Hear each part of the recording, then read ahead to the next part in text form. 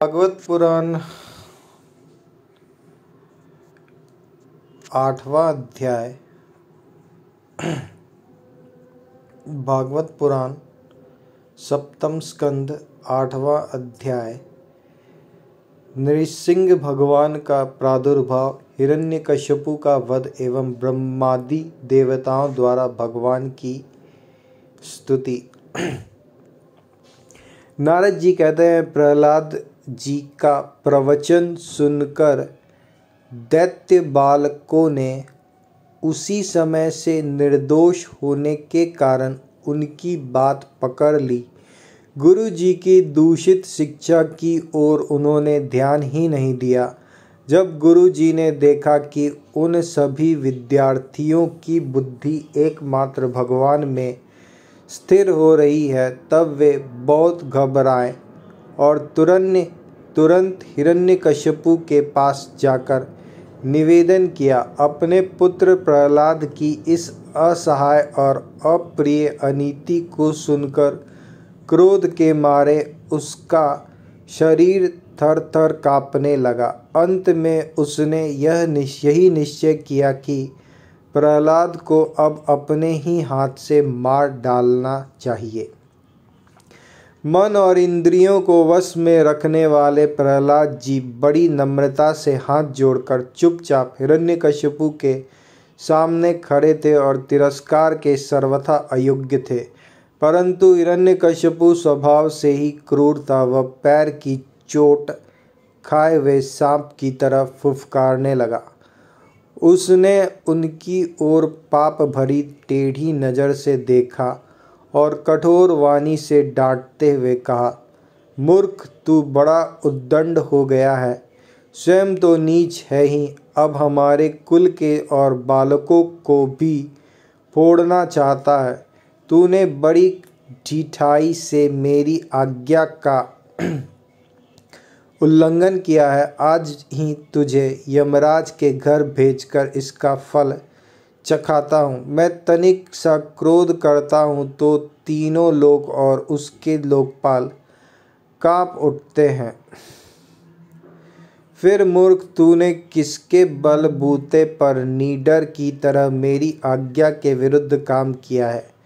प्रहलाद जी ने कहा, दैत्यराज, ब्रह्मा से लेकर तिनके तक सब छोटे बड़े चर अचर जीवों को भगवान ने ही अपने वश में कर रखा है। न केवल मेरे और आपके, बल्कि संसार के समस्त बलवानों के बल भी केवल वही हैं। वे ही महापराक्रमी सर्वशक्तिमान प्रभु काल हैं तथा समस्त प्राणियों के इंद्रिय बल, मनोबल, देह बल, धैर्य एवं इंद्रिय भी वही है। वही परमेश्वर अपनी शक्तियों के द्वारा इस विश्व की रचना, रक्षा और संहार करते हैं। वे ही तीनों गुणों के स्वामी हैं। आप अपना यह आसुर भाव छोड़ दीजिए, अपने मन को सबके प्रति समान बनाइए। इस संसार में अपने वश में न रहने वाले कुमार्गगामी मन के अतिरिक्त और कोई शत्रु नहीं है। मन में सबके प्रति समानता का भाव लाना ही भगवान की सबसे बड़ी पूजा है। जो लोग अपना सर्वस्व लूटने वाले इन 6 इंद्रिय रूपी डाकुओं पर तो पहले विजय नहीं प्राप्त करते और ऐसा मानने लगते हैं कि हमने 10 दिशाएं जीत ली, वे मूर्ख हैं। हाँ, जिस ज्ञानी एवं जितेंद्रिय महात्मा ने समस्त प्राणियों के प्रति समता का भाव प्राप्त कर लिया, उसके अज्ञान से पैदा होने वाले काम, क्रोध आदि शत्रु भी मर मिट जाते हैं। फिर बाहर के शत्रु तो रहे ही कैसे। हिरण्यकश्यपु ने कहा, अरे मंदबुद्धि, तेरे बहकने की भी अब हद हो गई है। यह बात स्पष्ट है कि अब तू मरना चाहता है, क्योंकि जो मरना चाहते हैं वे ही ऐसी बेसिर पैर की बातें बका करते हैं। अभागे, तूने मेरे सिवा जो और किसी को जगत का स्वामी बतलाया है, सो देखूँ तो तेरा वह जगदीश्वर कहाँ है? अच्छा, क्या कहा, वह सर्वत्र है। तो इस खंबे में क्यों नहीं दिखता? अच्छा, तुझे इस खंबे में भी दिखाई देता है। अरे तू क्यों इतनी डींग हाँक रहा है? मैं अभी अभी तेरा सिर धड़ से अलग किए देता हूँ। देखता है तेरा वह सर्वस्व हरि जिस पर तुझे इतना भरोसा है, तेरी कैसी रक्षा करता है। इस प्रकार वह अत्यंत बलवान महादैत्य भगवान के परम प्रेमी प्रहलाद को बार बार झिड़कियाँ देता और सताता रहा। जब क्रोध के मारे वह अपने को रोक ना सका, तब हाथ में खड्ग लेकर सिंहासन से कूद पड़ा और बड़े जोर से उस खंबे को एक घूंसा मारा। उसी समय उस खंबे में एक बड़ा भयंकर शब्द हुआ। ऐसा जान पड़ा मानो यह ब्रह्मांड ही फट गया हो। वह ध्वनि जब लोकपालों के लोक में पहुंची, तब उसे सुनकर ब्रह्मादिकों को ऐसा जान पड़ा मानो उनके लोकों का प्रलय हो रहा हो। हिरण्यकशिपु प्रहलाद को मार डालने के लिए बड़े जोर से झपटा था, परंतु दैत्य सेनापतियों को भी भय से कपा देने वाले उस अद्भुत और अपूर्व घोर शब्द को सुनकर वह घबराया हुआ सा देखने लगा कि यह शब्द करने वाला कौन है, परंतु उसे सभा के भीतर कुछ भी दिखाई न पड़ा। इस समय अपने सेवक प्रहलाद और ब्रह्मा की वाणी सत्य करने और समस्त पदार्थों में अपनी व्यापकता दिखाने के लिए सभा के भीतर उसी खंबे में बड़े ही विभिन्न रूप धारण करके भगवान प्रकट हुए। वह रूप ना तो पूरा सिंह का ही था और ना ही मनुष्य का ही। जिस समय हिरण्यकशिपु शब्द करने वाली की इधर उधर खोज कर रहा था, उसी समय खंबे के भीतर से निकलते हुए उस अद्भुत प्राणी को उसने देखा। वह सोचने लगा, ओह, यह ना तो मनुष्य है और ना पशु, फिर यह नरसिंह के रूप में कौन सा अलौकिक जीव है। जिस समय हिरण्यकशिपु इस उधेर बुन में लगा हुआ था, उसी समय उसके बिल्कुल सामने ही नरसिंह भगवान खड़े हो गए। उनका वह रूप अत्यधिक भयावना था। तपाए हुए सोने के समान पीली पीली भयानक आंखें थी। जम्भाई लेने से गर्दन के बाल इधर उधर लहरा रहे थे। दाढ़ें बड़े विकराल थी। तलवार की तरह लपाती हुई चूरे की धार के समान तीखी जीभ थी। टेढ़ी भौं से उनका मुख और भी दारुण हो रहा था। कान निश्चल एवं ऊपर की ओर उठे हुए थे। फूली हुई नासिका और खुला हुआ मुंह पहाड़ की गुफा के समान अद्भुत जान पड़ता था। फटे हुए जबड़ों से उसकी भयंकरता बहुत बढ़ गई थी। विशाल शरीर स्वर्ग का स्पर्श कर रहा था। गर्दन कुछ नाटी और मोटी थी। छाती चौड़ी और कमर बहुत पतली थी। चंद्रमा की किरणों के समान सफ़ेद रोए सारे शरीर पर चमक रहे थे। चारों ओर सैकड़ों भुजाएं फैली हुई थी, जिनके बड़े बड़े नख आयुध का काम देते थे। उनके पास फटकने तक का साहस किसी को ना होता था। चक्र आदि अपने निज आयुध तथा वज्र आदि अन्य श्रेष्ठ शस्त्रों के द्वारा उन्होंने सारे दैत्य दानवों को भगा दिया। हिरण्यकशिपु सोचने लगा, हो न हो मायावी विष्णु ने ही मुझे मार डालने के लिए यह ढंग रचा है, परंतु इनकी इन चालों से हो ही क्या सकता है। इस प्रकार कहता और सिंहनाद करता हुआ दैत्यराज हिरण्यकशिपु हाथ में गदा लेकर नृसिंह भगवान पर टूट पड़ा, परंतु जैसे पतंगा आग में गिरकर अदृश्य हो जाता है, वैसे ही वह दैत्य भगवान के तेज के भीतर जाकर लापता हो गया।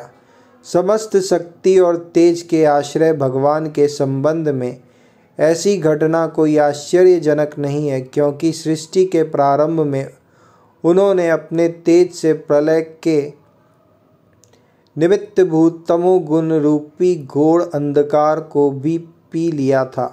तदंतर वह दैत्य बड़े क्रोध से लपका और अपने गदा को बड़े जोर से घुमाकर उसने नृसिंह भगवान पर प्रहार किया। प्रहार करते समय ही जैसे गरुड़ सांप को पकड़ लेते हैं, वैसे ही भगवान ने गदा सहित उस दैत्य को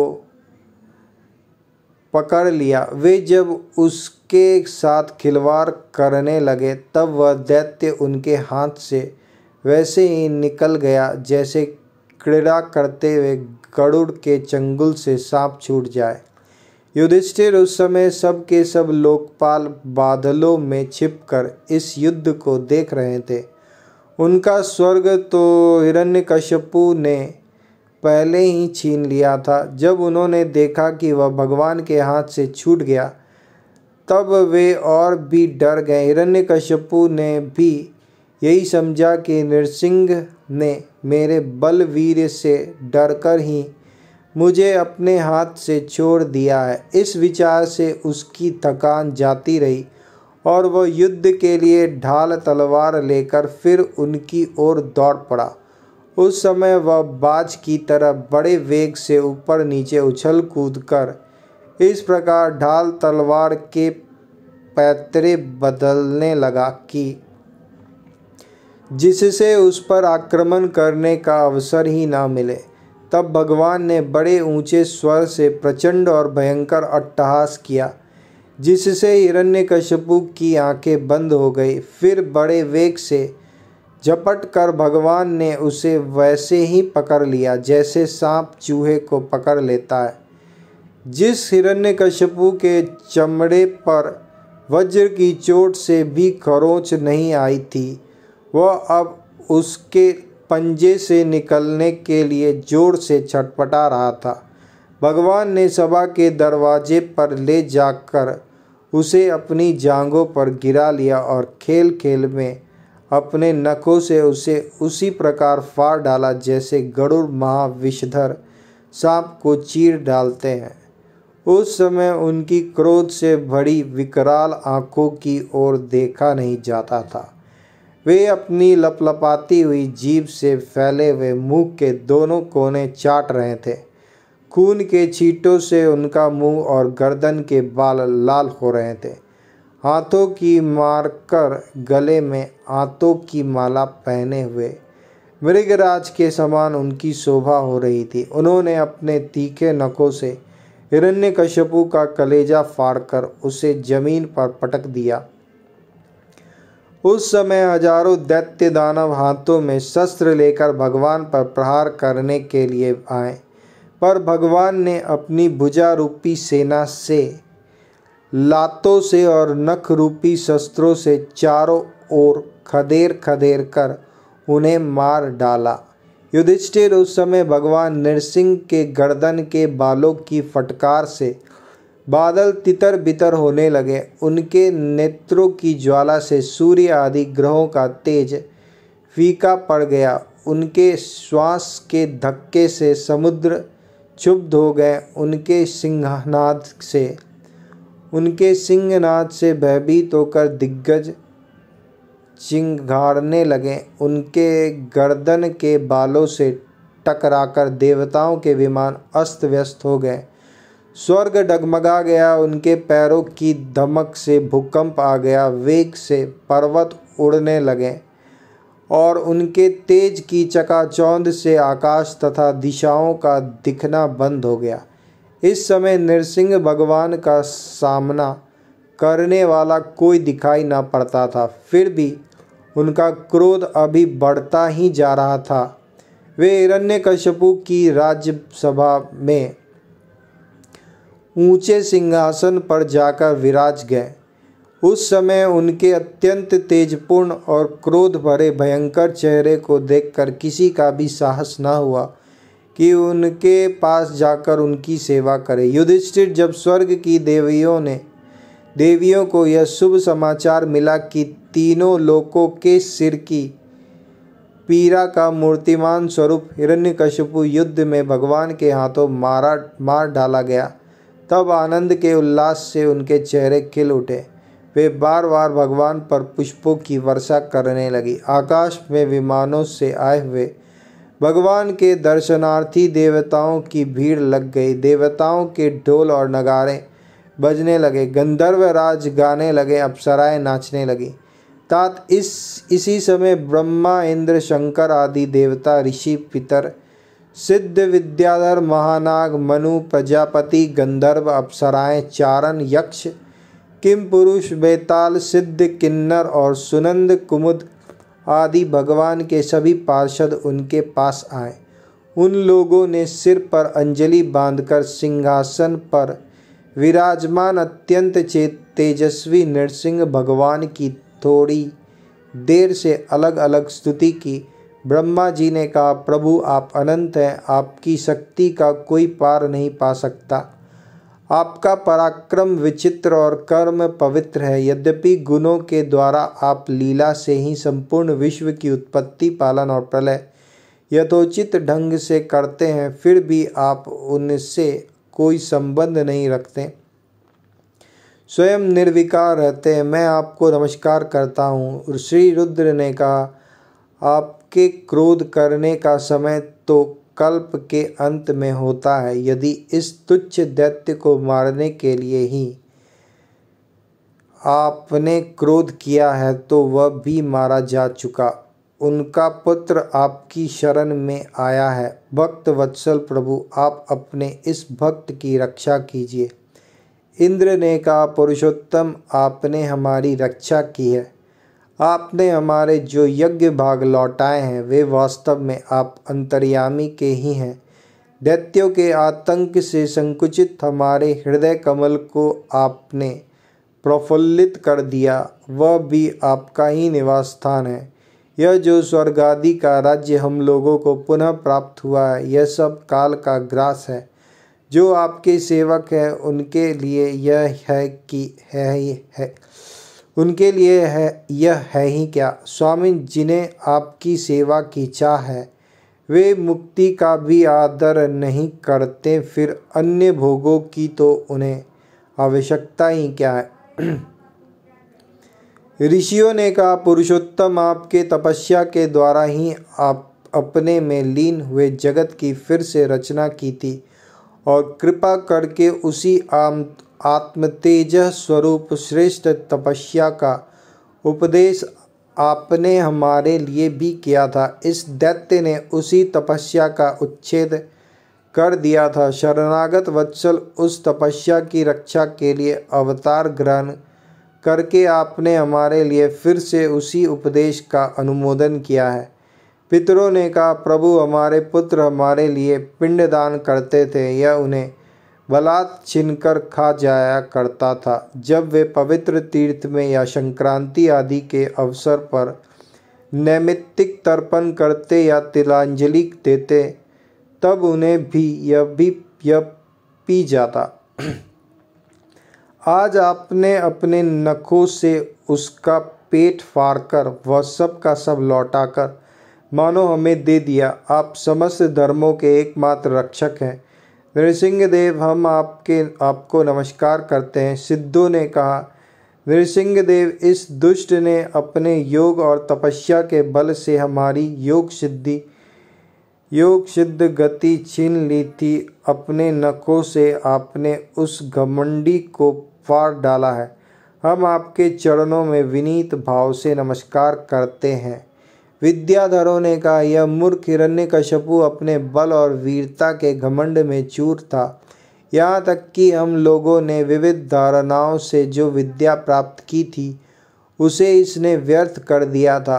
आपने युद्ध में यज्ञ पशु की तरह इसको नष्ट कर दिया। अपने लीला से नृसिंह बने हुए आपको हम नित्य निरंतर प्रणाम करते हैं। नागों ने कहा, इस पापी ने हमारी मनियों और हमारी श्रेष्ठ और सुंदर स्त्रियों को भी छीन लिया था। आज उसकी छाती फाड़कर आपने हमारी पत्नियों को बड़ा आनंद दिया है। प्रभु हम आपको नमस्कार करते हैं। मनुओं ने कहा, देवादिदेव, हम आपके आज्ञाकारी मनु हैं। इस दैत्य ने हम लोगों की धर्म मर्यादा भंग कर दी थी। आपने उस दुष्ट को मारकर बड़ा उपकार किया है। प्रभु, हम आपके सेवक हैं, आज्ञा कीजिए हम आपकी क्या सेवा करें। प्रहलाद पत्नियों ने कहा, परमेश्वर, आपने हमें प्रजापति बनाया था, परंतु इसके रोक देने से हम प्रजा की सृष्टि नहीं कर पाते थे। आपने इसकी छाती फाड़ डाली और यह जमीन पर सर्वदा के लिए सो गया। सत्वमय मूर्ति धारण करने वाले प्रभु, आपका यह अवतार संसार के कल्याण के लिए है।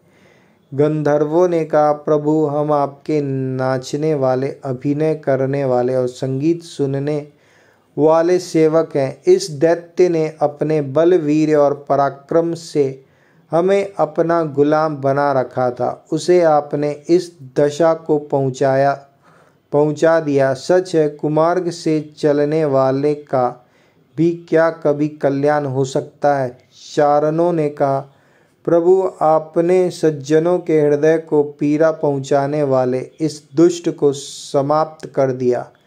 इसलिए हम आपके उन चरण कमलों की शरण में हैं, जिसके प्राप्त होते ही जन्म मृत्यु रूप संसार चक्र से छुटकारा मिल जाता है। यक्षों ने कहा, भगवान, अपने श्रेष्ठ कर्मों के कारण हम लोग आपके सेवकों में प्रधान गिने जाते हैं, परंतु हिरण्यकशिपु ने हमें अपनी पालकी ढोने वाला कहार बना लिया। प्रकृति के नियामक परमात्मा, इसके कारण होने वाले अपने निज जनों के कष्ट जानकर ही आपने इसे मार डाला है। किम पुरुषों ने कहा, हम लोग अत्यंत तुच्छ किम पुरुष हैं और आप सर्वशक्तिमान महापुरुष हैं। जब सत्पुरुषों ने इसका तिरस्कार किया, इसे धिक्कार, तभी आज आपने इस किम पुरुष असुर दम को नष्ट कर दिया। वैतालिकों ने कहा, भगवान, बड़ी बड़ी सभाओं और ज्ञान यज्ञों में आपके निर्मल यश का गान करके हमें बड़ी प्रतिष्ठा पूजा प्राप्त करते थे। इस दुष्ट ने हमारी वह आजीविका ही नष्ट कर दी थी। बड़े सौभाग्य की बात है कि महारोग के समान इस दुष्ट को आपने जड़ मूल से उखाड़ दिया। किन्नरों ने कहा, हम किन्नरगण आपके सेवक हैं। यह दैत्य हमसे बिगाड़ में ही काम लेता था। भगवान, आपने कृपा करके आज इस पापी को नष्ट कर दिया। प्रभु, आप इस प्रकार हमारी अभ्युदय करते रहें। भगवान के पार्षदों ने कहा, शरणागत वत्सल, संपूर्ण लोकों को शांति प्रदान करने वाला आपका यह अलौकिक नृसिंह रूप हमने आज ही देखा है। भगवान, यह दैत्य आपका वही आज्ञाकारी सेवक था जिसे सनकादिक ने शाप दे दिया था। हम समझते हैं आपने कृपा करके इसके उद्धार के लिए ही इसका वध किया।